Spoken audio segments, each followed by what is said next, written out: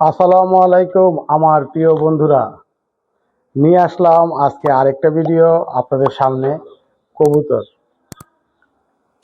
কবুতর আপনারা সবাই বলেন ভালো খারাপ দুইটা দিক আছে কবুতরের। যেটা ভালো হলে এটা ভালো, যেটা খারাপ হলে সেটা খারাপ। এখন আমাকে বলেন, আপনারা ভালো বলতে কোনটা বোঝান? যেই কবুতরটা সারাদিন সকাল থেকে সন্ধ্যার পরে 7টা 8টা পর্যন্ত ওড়ে, সেই কবুতরটা কি ভালো?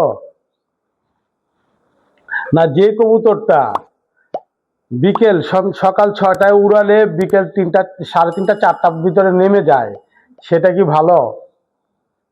4-5 ঘন্টা বেশি ওড়ে যে কবুতরটা, অবশ্যই সেটা ভালো না। বন্ধুরা, এটা একটা ভুল ধারণা। যে কবুতরটা আমাদের একটি পার্টিসিপেন্ট করতে হলে নির্দিষ্ট টাইমের মধ্যে নামতে হয়, ওর ক্যাপাসিটি থাকতে হয়।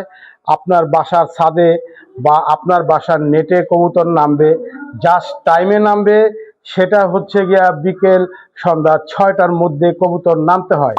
যদি সন্ধ্যা 6টার মধ্যে কবুতর নামে, তাহলে সেই কবুতরটা পার্টিসিপেন্ট করার পরে আমরা বিজয়ী হই। আর যদি রাতে 8টায় নামে, সেই কবুতর আমাদের রেখে লাভ নাই, কারণ ও সবসময় বেশি রাত করে নামবে আর আমাদের বাজিতে আমরা গেইন করতে পারবো না। এই জন্য প্রিয় বন্ধুরা, বাসার সব কবুতর যেটা 3টা থেকে নামা শুরু করে সকালে উড়ালে, সেই কবুতরগুলোকে প্রাধান্য বেশি দেন। আর এটাকে নিয়েই আপনারা কাজ করেন, অনেক সফলতা পাবেন, বাজিতে জিতবেন, টুর্নামেন্টে জয়ী হবেন, ফার্স্ট সেকেন্ড থার্ড হবেন।